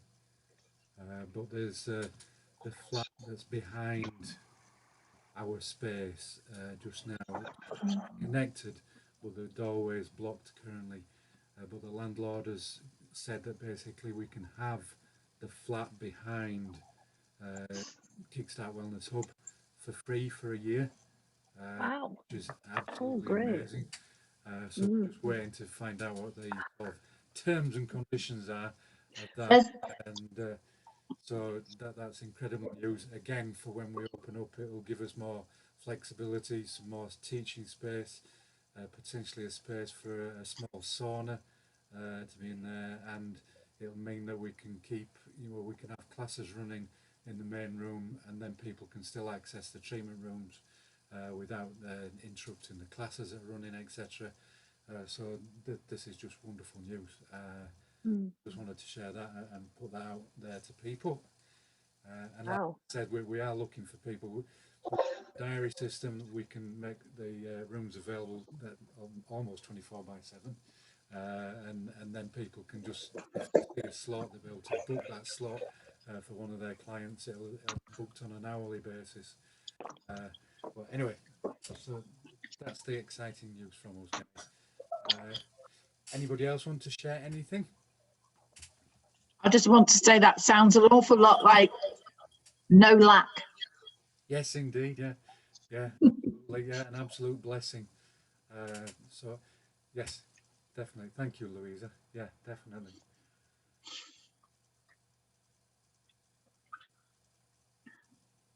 Go on. Somebody must have something to share. What are you guys doing? Annie, have you got anything to share about what you're doing? I know that you changing slightly the format of your group, etc.?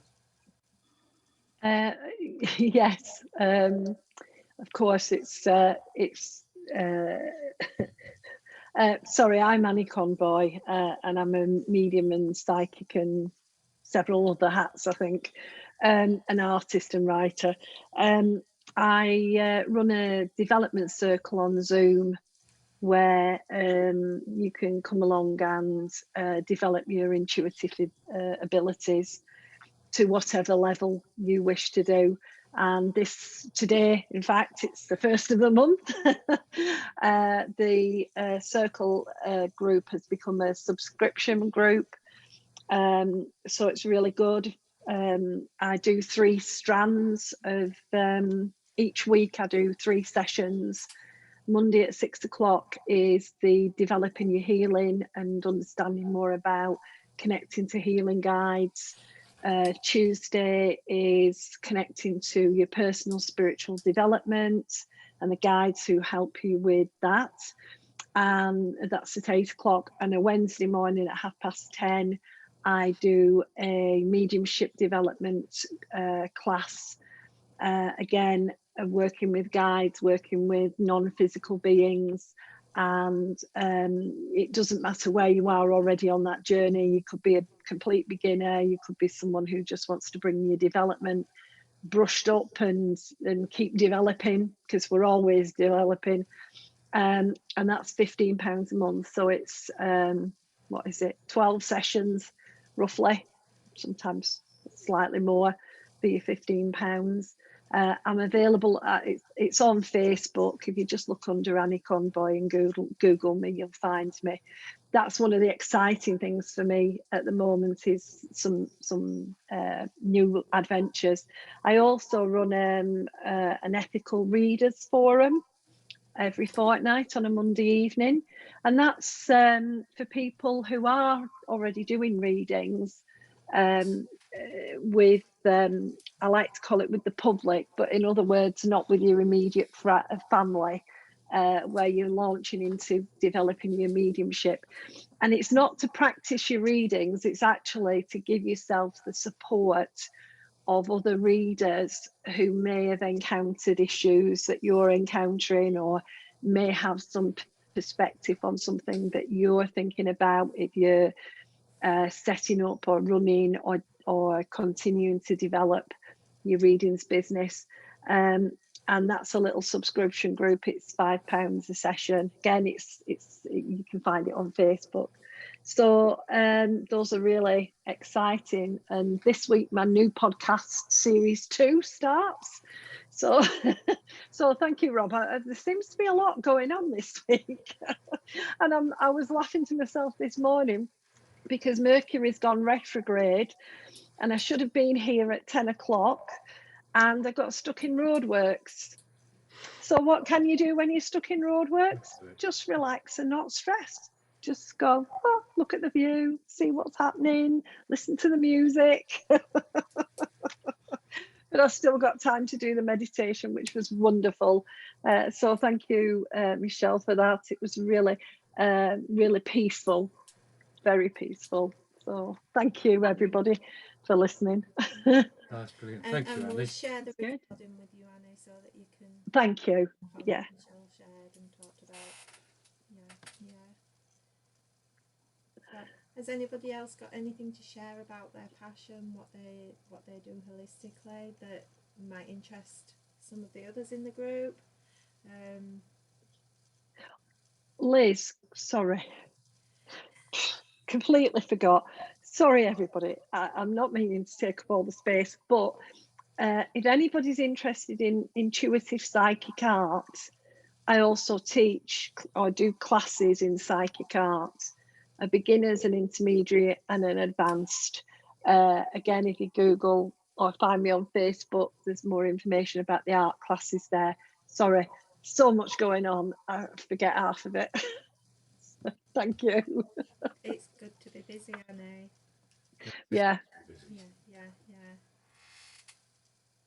Did you made a note that? Yeah, I spotted in the chat box Louise. Is it That's Louise? Louisa. Louisa. it spiked an interest in me, the role that you do. Okay, shiatsu. Yeah, Yeah. Do you want me to talk a little bit about it?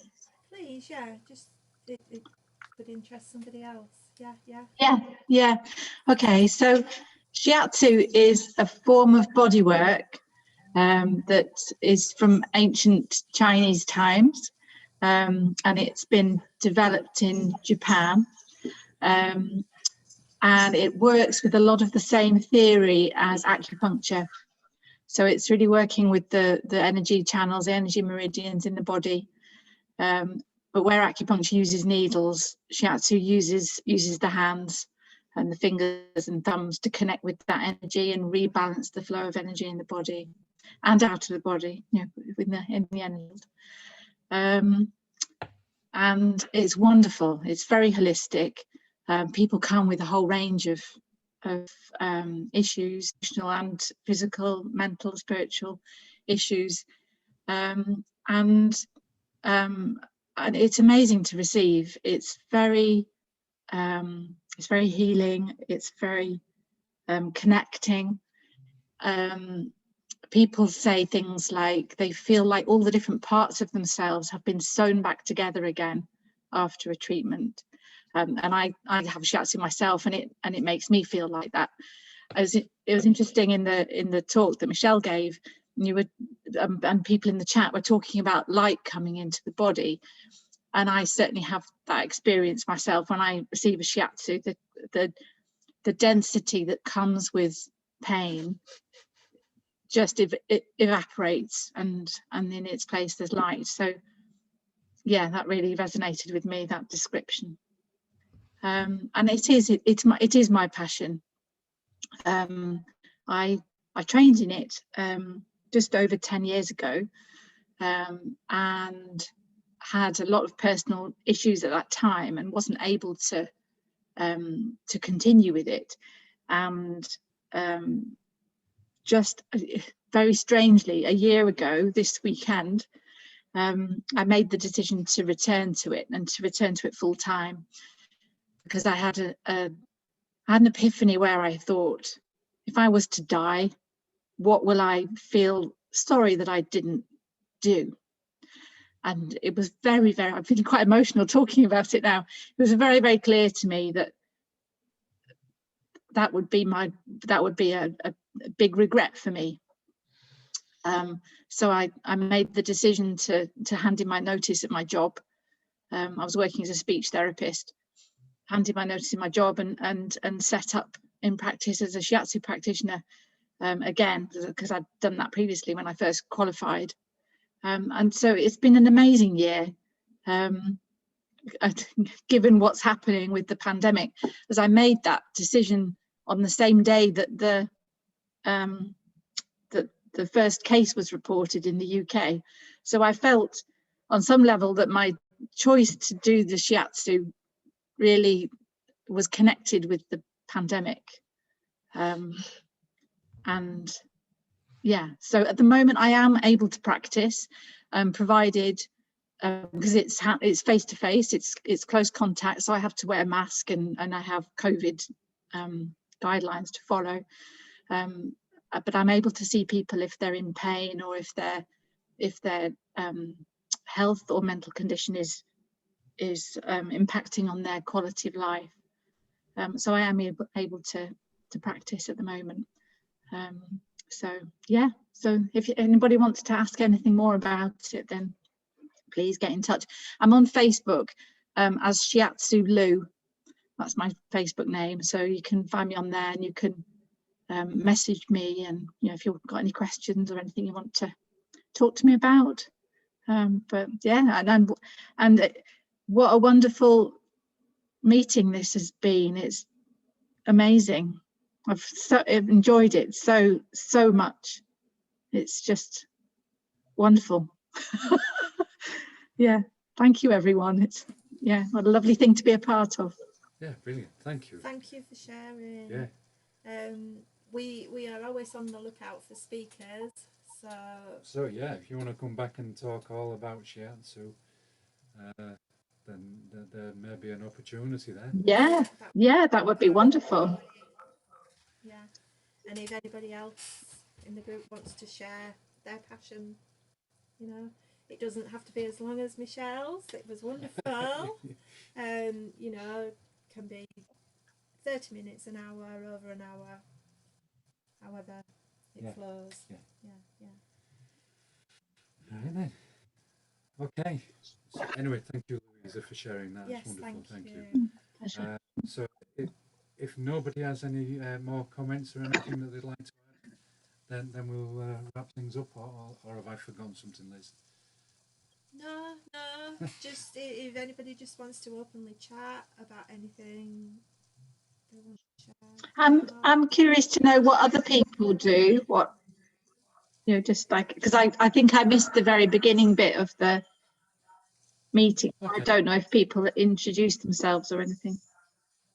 No, we didn't actually. We didn't do an introduction. No, and we, we should have done really. So this is Liz and I'm Rob, and we run a place, or we should be doing once lockdown disappears, called Kickstart Wellness Hub in Greetland. I have no idea where you're from, Louisa. I'm in Ripondon. All right, okay. Just over the hill. Yeah. So we've got a little place on the hill coming down towards West Vale. We're about half a mile or so out of West Vale. And so that space is open for people. The idea, we called it a hub because that's what we want it to be. You know, it's a place where normally we have things like Tai Chi classes that are running a few times a week. All sorts of stuff basically, and we want to basically get people there, and it to be a holistic centre, to be a spiritual centre, a place where we can have discussions like this, you know. But Liz and myself are both Reiki masters, so we were Reiki practitioners. We specialise in something called Holy Fire Reiki, which is slightly different. It's a newer form of Reiki, but at the end of the day, it's Reiki. It has energy with it. Yeah, so that's kind of us. Anything I've missed? Yeah, Rob teaches from there. He's an awesome teacher, as many in the group can testify as well. Thank you. Yeah. And I do Karuna Reiki as well. Qualify Karuna Reiki. Yeah, and also Davina, you've just appeared on our screen, so did you want to say something? Or you may still be muted, actually. Yeah. Or maybe she don't want to say anything. I was just typing. I've got to go. So I was just typing to say that I've got to go because the kids weren't fed and I've got to go shopping. Okay. So, yeah. But thank you. It's been really lovely, and I'm going to drop you a message because a couple of things that I'd like to ask. Could I be involved in? So. All right. Okay. Lovely. Yeah, I'm going to drop you one of you a message. Lovely to see or both you of you a again. message. But thank you, Rob. It's been lovely, and thanks, Mishelle, for all your wonderful insight. Because I love listening to you talk about it. It's just you have a beautiful energy and lightness about you when you talk. And also, Suzanne, I don't know if you know, but you've had a beautiful rainbow around you in the background. That when you were in the turn, it was like, if you have to watch back on the video, and there was like this lovely rainbow in the background. Just looked beautiful. So yeah, anyway, right, I'm going to go though and feed my children, make some soup and go shopping. But thanks, and I'll see you all soon. Yeah. Bye. Thank you, Davina. Bye, Davina. Bye-bye. See you soon. Yeah, I've been blessed with the sunshine coming in through my window, and sometimes it casts rainbows across the room, so it's really lovely. Yes, I'd like to thank Mishelle. That was a wonderful presentation, and you were speaking exactly about what I embody too, and it's been really lovely to listen to you speak because it's everything that I want to say. So good. yeah, it's been really nice. So I work with biofield tuning, so that's using tuning forks in the biofield of people's bodies, so the aura. And it's about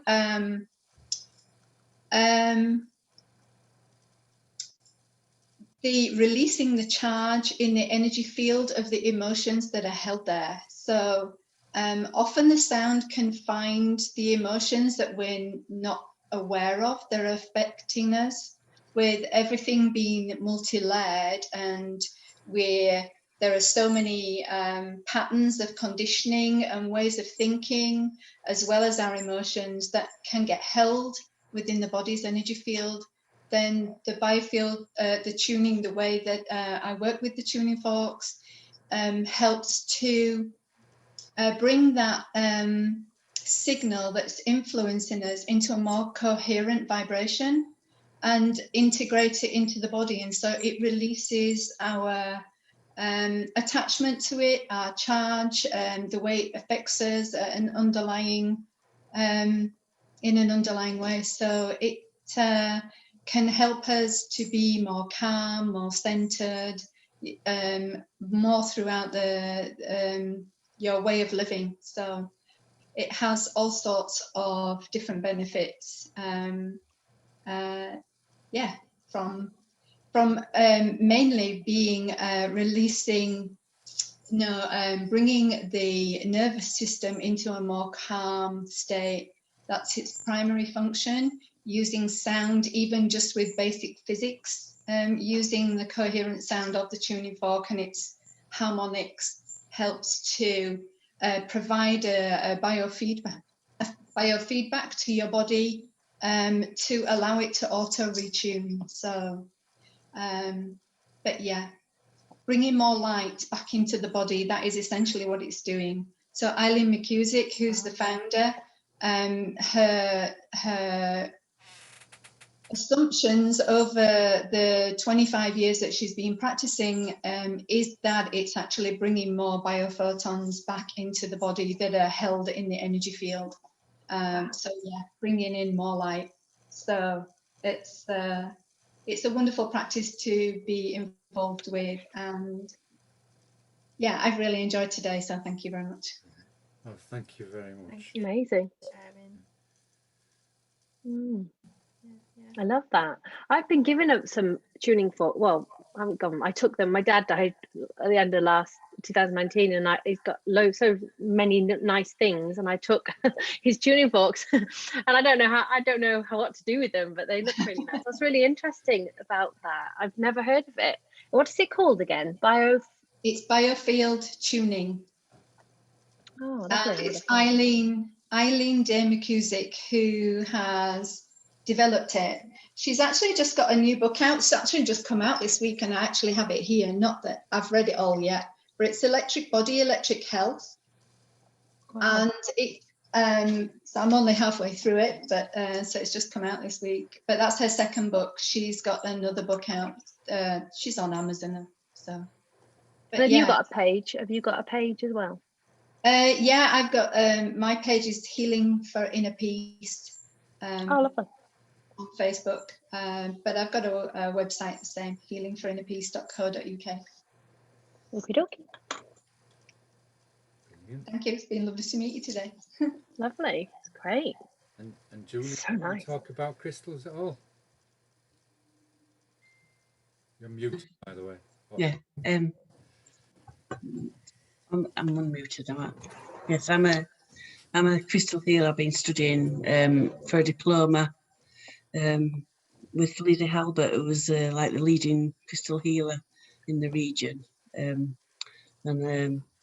it's taken me on a wonderful journey with crystals. So I have my own healing space at Boothtown. When we open up, I seem to have lots of good results there. But I'm also a Reiki master with Karuna Reiki, Holy Fire Reiki.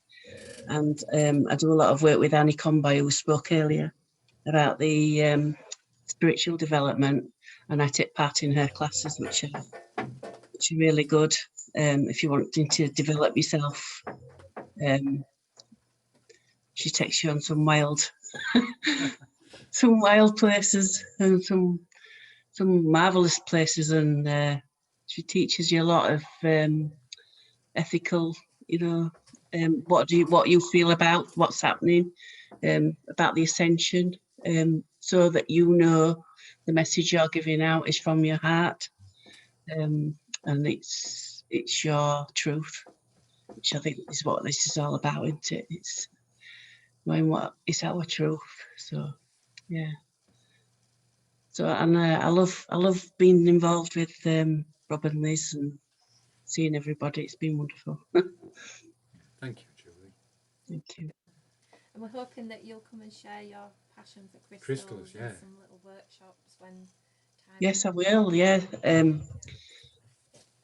The crystals are dying to come and see you all, but they're at work. They're in my workshop, in my room. So we're kind of distantly connected at the moment. But I've got some at home. But yeah, I'm reading my books, keeping connected with the energies, and they are actual living beings. They've been around in the earth for millions of years, and the crystals want to work with the humans to get back to what we should be and not what we are, what we're trying to get out of. So yeah, they have a good message. Yeah, you definitely need to be coming and talking to us about that, Julie. Yeah, well, I'm just making sure that what message I give is going to be good. you know, it's because I don't want people thinking I'm a crack job. Oh no, there's nothing that anyone could say. Yeah. So it's such a powerful energy, and it can be used. It can clear so much. The light that the crystals hold, they can clear. They're also programmable, and you can. They hold a lot of our past from like Atlantis and Lemuria, and they've all got these signatures inside them that are waiting to be ignited and come out. And so I think people will get to understand more about the earth and our past and where we've come from and where we're going. I love talking about Atlantis and Yeah. Lemuria. Yeah, I do too. Tim Wilde's a good. I don't know if you've heard of Tim Wilde. He's yeah, he's a friend of mine. He wrote with Diana Cooper, didn't he? About he's a priest from Atlantis.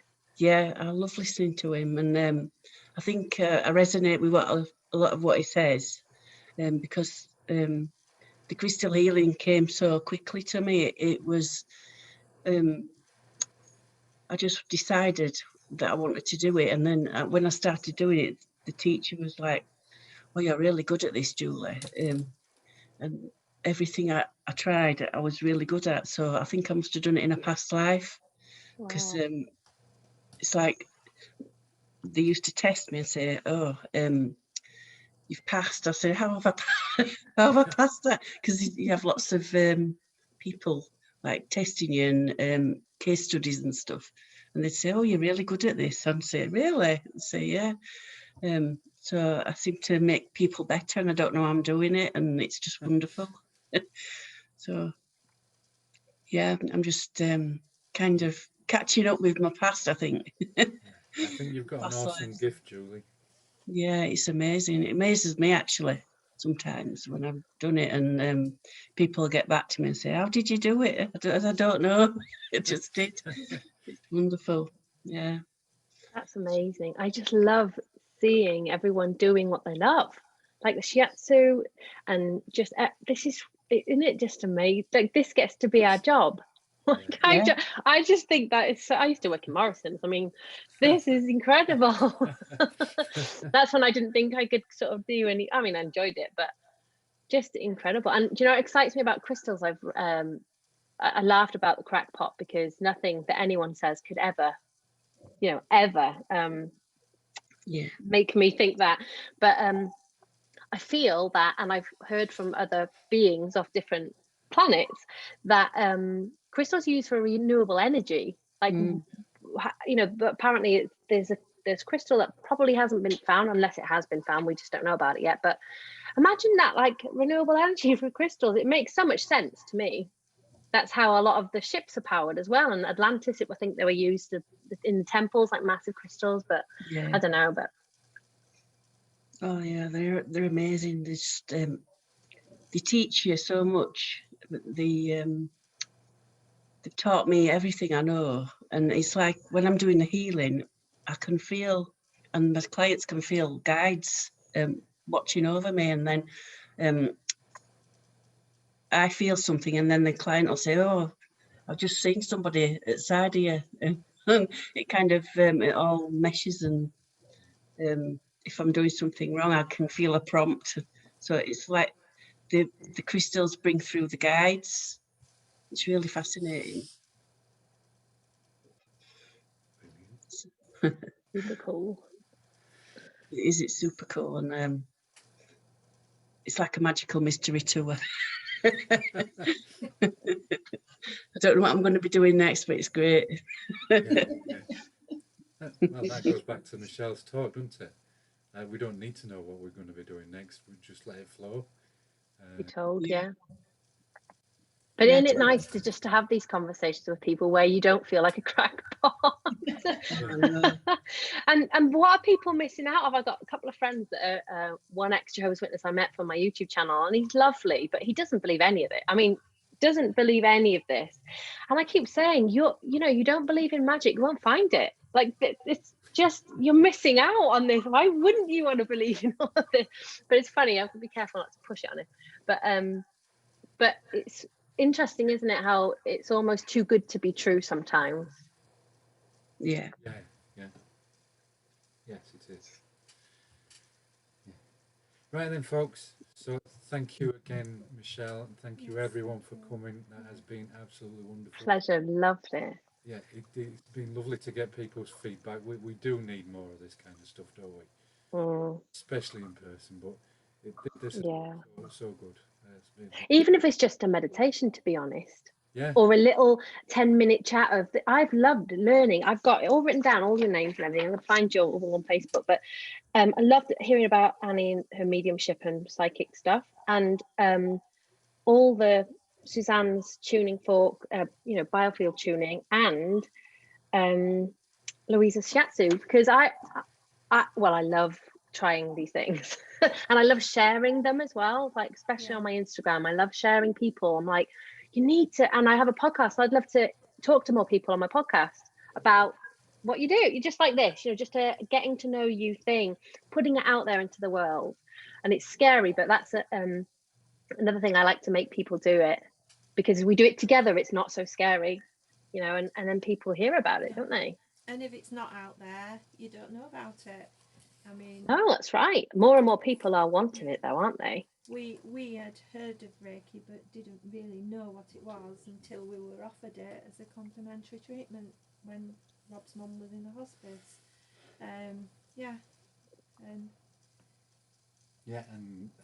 After trying it twice, that was it. My life was changed. Amazing. Yeah. I've never heard of holy fire. I love the sound of holy fire Reiki, though. Oh, yeah. You would really enjoy it. So we can do group experiences. We can send Reiki. We can send distant Reiki. We work one-to-one with clients, but we can do group Reiki experiences as well. Maybe you should be next month's talk. No, I wasn't sure. Yeah, definitely. You've done a Reiki. I would love to do a podcast with you. Yeah, you've done a Reiki experience with 80 people plus, haven't you? Well, I reckon it was 77 people. I'm sticking with 77 people. Numerology perspective, it was 77 people. Sounds good. Yeah. Anyway. Well, I'm going to go to pick up my children, so I'm going to shoot. Yeah. Loved being with you. Love you both, Rob and Liz. Thank you so much for doing this. Thank you. I'm going to disappear. Bye-bye. Bye, everyone. Bye, folks. Bye, everybody. Have a lovely rest of your day.